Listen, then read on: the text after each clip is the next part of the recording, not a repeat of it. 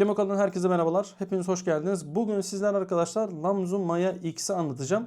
Neden bu modelle başladım? İlk önce onu söyleyeyim sizlere. Wraith üzerinde şu an stoklarla sınırlı Lamzu Maya X indirimde. İsterseniz alabilirsiniz.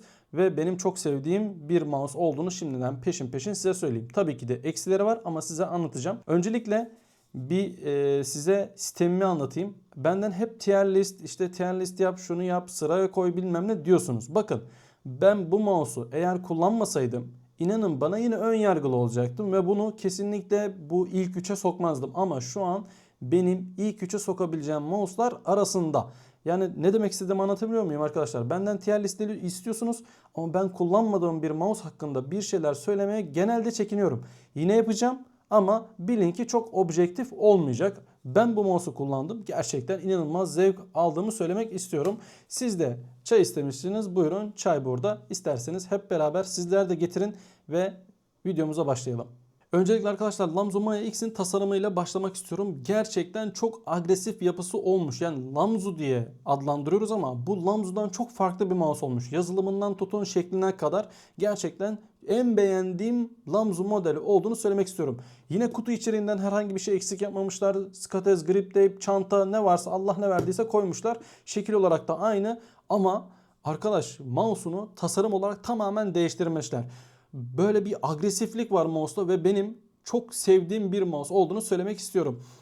Pürüzsüz bir yapıya sahip arkadaşlar. Herhangi bir pürüz yok. Bu kimilerine göre iyi, kimilerine göre kötü. Ama gripler var. İsterseniz gripler de kullanabilirsiniz. Ve alt tarafı ince bel olarak yapılmış. Çok ince bel değil, tatlı bir ince bel. Benim sevdiğim tarzda. Sol tarafta bir Lamzu yazısı görebiliriz. Ben bu Lamzu yerine Maya X'i tercih ederdim doğru söylemek gerekirse. Yan tuşlar gerçekten güzel bir şekilde konumlandırılmış. Bitişik değil, çok ayrık değil. Beğendim. Şimdi diyeceksiniz ki her şeyi beğeniyorsunuz. Gerçekten bu mouse'da birçok şeyi ben beğendim. Şuradaki agresif yapı çok farklı arkadaşlar. Bilmem kamerada ne kadar gözüküyor ama şu dış yapılarda tam şurada ve şurada parmak koymak için oyuklar yapılmış ve buradaki şekil gerçekten çok agresif tutulduğunu söylemek istiyorum.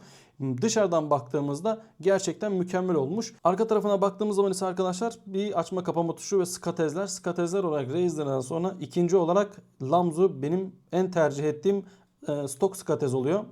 Kusura bakmayın bu ara biraz böyle boğazım hafiften hasta olacağım gibi sesim değişik geliyor olabilir. Teknik verilerine geldiğim zaman ise arkadaşlar 3950 sensör var. Yani top seviye bir sensör ve aynı zamanda MCO olarak da Nordic kullanılmış. MCO Beken'e göre çok daha kaliteli ve az enerji harcayan bir MCO. Enerji demişken maalesef pil değerlerine kaç mahlık olduğunu bulamadım ama önemli olan 1000 Hz'deyken 80 saat benim kullanımlarıma göre de 4000 Hz'de en fazla 40-45 saat kadar kullanabiliyorsunuz. Bu kimilerine göre az, kimilerine göre fazla olabilir.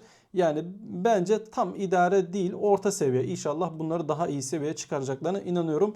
Ben çünkü bir Final Mouse kullanıcısıyım. Final Mouse'da 50 saat 60 saate kadar 4000 Hz'de rahatlıkla kullanabiliyorum. Bunu buradan sizlere söyleyeyim. Teknik verilerden devam edelim. Benim her zaman yaptığım mouse tester'da DPI sensör yani tutarlılığına baktığımız zaman orta seviye kalite diyelim. Ama şöyle söyleyeyim 1000 Hz'de ben bunu test ediyorum. Çünkü mouse tester dediğimiz program sadece 1000 Hz'i kabul ediyor. 1000 Hz'de ben baktım gayet orta seviye yani çok tutarlı değil çok kötü de değil. Bu arada Motion Science açsanız da kapatsanız da çok fazla fark etmiyor. Bunu da buradan söylemiş olayım. Şimdi 4000 Hz'lik bir mouse ve 8000 Hz olduğunu söyledim.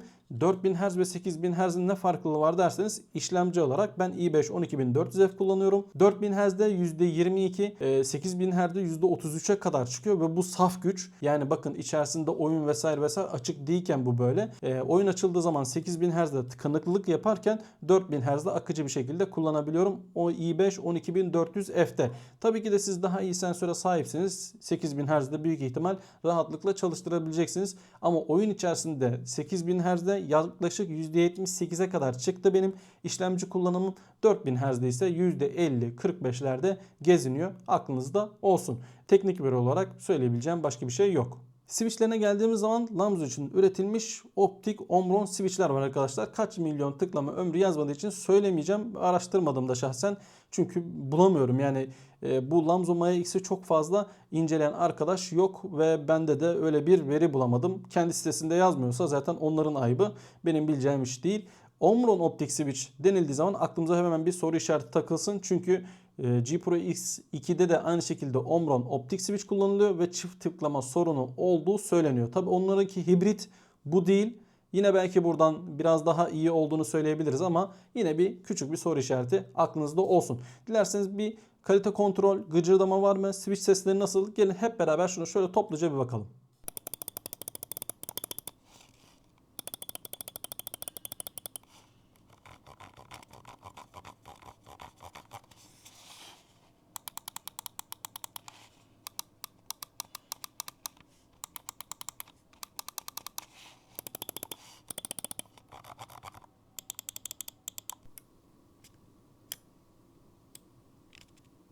Lamzo Maya X'in ağırlığından bahsetmemiz gerekirse 47 gram. Tabi bunun 2 gram üstü 2 gram aşağısı olabiliyor. Bu zaten kendi sitesinde de böyle yazıyor. Ama elinize aldığınız zaman gerçekten kuş gibi bir mouse olduğunu hissediyorsunuz. Denge olarak da şöyle göstereyim. Ortadan tuttuğunuz zaman rahatlıkla ne aşağı ne yukarı herhangi bir şekilde meyletmeksizin rahat bir şekilde kaldırabiliyorsunuz. Denge olayı arkadaşlar cam mousepad'lerde çok daha önemli. Çünkü kumaş mousepad'lerde illa bir tarafa batabilme imkanı varken cam mousepad'ler sert olduğu için denge kesinlikle hissediyorsunuz dengeyi.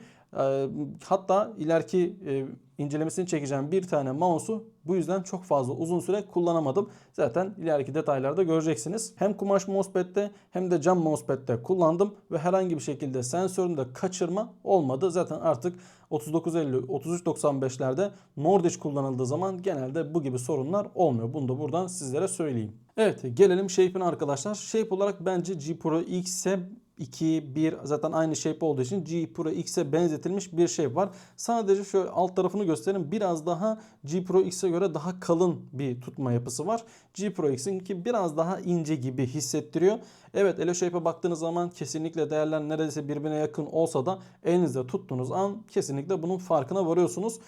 Dış yüzeyde arkadaşlar G Pro X'e göre çok daha büyük, daha böyle kalınca bir shape'i var. Ama en sevdiğim shape'lerden bir tanesi olduğunu söylemek isterim. Gerçekten çok güzel olmuş. Şimdi genelde Sora ile karşılaştırıyorlar. Şöyle Sora ile bir karşılaştırayım. Bakın ne kadar yumurta tarzında bir shape'i var. Buradan görmüş olun. Genelde Sora'ya sahip oluyor İnsanlar. Şöyle Final Mouse'da da hemen incelemesini göstereyim. Bakın Final Mouse'a göre de yine bir kamburluk, bir tospallık var. Ve neredeyse de Final Mouse shape'in de hani hizasında diyebiliriz ama daha yukarı doğru pump olmuş bir mouse olduğunu söyleyebilirim Lamzo Maya X için. Yine siz eloshape.com'dan gidip bakabilirsiniz. Hani en yakın hangisi diye bakabilirsiniz. Birebir aynı olmayabilir. Bak rakam bile tutsa birebir aynı olmayabilir. Ama en azından görmüş olursunuz. Bana sürekli sorduğunuz bir soru var. Kablolu kullanım. Evet arkadaşlar, kablolu kullanabiliyorsunuz ve kablolu kullanırken tabii ki de bir kablosuz rahatlığı yok. Orta derecede hareket engellemeye sahip ama kablosu da yumuşak. Bunu da buradan sizlere söylemiş olayım. Şimdi gelelim isterseniz bir yazılımını size göstereyim. Çünkü yazılımı da diğer Lamzo'lardan farklı. Evet arkadaşlar, gördüğünüz gibi Lamzo Maya X'in yazılımı burada Aurora diye geçiyor. Yukarıda sağ üst köşede update'inizi yapabildiğiniz yer. Talimatlara uyarsınız. Rahatlıkla update'inizi yaparsınız. Pair dediğimiz kısım ise dongle'la eşleştirme yeri. Gördüğünüz gibi burada 006, benim aldığımda 004 yanlış hatırlamıyorsam ben bunu 6'ya yükselttim. Şimdi tıkladığınız zaman zaten görsele büyük ihtimal kimsenin diyebileceği bir şey yoktur. Gayet güzel bir görsele sahip. İlk önce makrolama, bizim işimiz burada yok. İsteyen yapabilir. Daha iyi anlayanlar da elbette ki vardır. Performans kısmına gelelim. Buradan DPI'mizi azaltabiliyoruz. Hatta şöyle yapalım. Bakın bu şekil yaptım. 1600'e çekeyim. DPI'ler renk verebiliyoruz. Bu çok güzel. Nedenini söyleyeyim. Ben renk görüyorum. Mesela buradan hani ben yeşili göremiyorum ya da kırmızıyı göremiyorsanız buradan mouse'unuzu DPI'ne renk verebilirsiniz. Polling rate zaten biliyorsunuz 8000, 4000, 2000, 1000 diye. Load ayarına düşük, orta ve yüksek diye ayırmışlar, arasında 1 milim 0.7 milimetreye kadar çekebiliyorsunuz. Sleep time dediğimiz uyuma zamanı. Hani mouse'unuzu bıraktığınız zaman ne zaman dursun. Burada hiçbir zaman görme. Double time ise zaten biliyorsunuz sıfıra da yapabilirsiniz.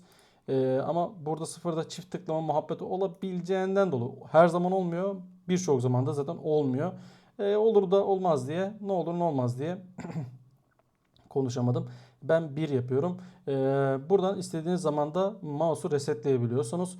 Bu competitive mod şu demek. Bakın normali high speed mod diye. Competitive açtığınız zaman mouse'unuzun performansı maksimize edilir ve power'dan yer diye şeklinde söylüyor. Biz bunu bu şekilde kullanıyoruz. Motion Size'ı zaten biliyorsunuz sensörde tutarlılık veriyor ama genelde ben açmadan kullanıyorum. Çünkü click latency dediğimiz yani tıklama gecikmesini geciktiriyor. Ben tıklama gecikmesi iyi olsun diye sensörden yiyorum. Yani bu mantığı bu aslında. İsterseniz siz açabilirsiniz de fark etmez. Burada da pil göstergemiz var. Aynı zamanda 3 tane de profil hakkımız var. Yani 3 tane profilde isterseniz yapabilirsiniz. Pilim benim şu an 99. Çünkü bir kere bitirdim, şarj ettim ve kenara kaldırdım. Zaten benim genel şeyim budur yani. Bu yazılım hakkında söyleyebileceğim başka bir şey yok. Ve görseli gerçekten çok mükemmel ya. Acayip beğendim. Evet, sevmediğim taraflara gelmem gerekirse arkadaşlar öncelikle bilgi eksikliği, kaç mAh pil kullanılmış, ne kadar switch'in ömrü var bunlar en azından sitelerde yazılsın. Bak demiyorum ki tıklama gecikmesi, sensör tutarlılığı testi olsa çok güzel olur. Bence kesinlikle hanelerine +1 yazar ama yok en azından bunların yazılsa kendi sitelerinde çok daha güzel olurdu. Kesinlikle şunu söyleyeyim. Bundan önce sensörde sıkıntı vardı. Lamzun Maya X'te ben hani arada YouTube'dan izliyorum. Güncellemeyle beraber sensör tutarlılığı orta seviyeye getirilmiş ama yazılımında %17'ye geldiği zaman normalde 0 oluyor. Aklınızda olsun. Yani %17'ye geldiği zaman piliniz biter. O arayı ayarlayamamışlar. Tekrar takıp tekrar doldurmanız gerekiyor. Mesela ben %17'de 0'dı. Yani çalışmıyordu artık. Kabloyu taktım. %100'e getirdim. Sonra tekrar kullandım. Baktım çalışıyor. Demek ki tam olarak pili düzgün bir şekilde gösteremiyor. Şarj bitme durumu var. Razer'ın her zaman onayladığım bir tarafıdır. Şarjı bitmeye yakınken dongle'da olsun, yazılımdan olsun şuradan böyle bir hani şarjınız bitiyor %10 kaldı ya da dongle üzerinde bir ışık olsun kırmızı yanıp sönsün. Bu tarz bir şey her zaman ihtiyacımız var. Keşke yapsalar da bir de o eksiği gördüm. Bunun haricinde ben bu mouse'da herhangi bir eksik görmedim. Lamzun Maya X hakkında benim anlatacaklarım bu kadardı. Aklınıza takılan herhangi bir soru varsa da lütfen yorumlar kısmında yazın. Umarım söylediklerim sizler için faydalı olmuştur. Kendinize çok iyi bakın. Hoşça kalın. Görüşmek üzere.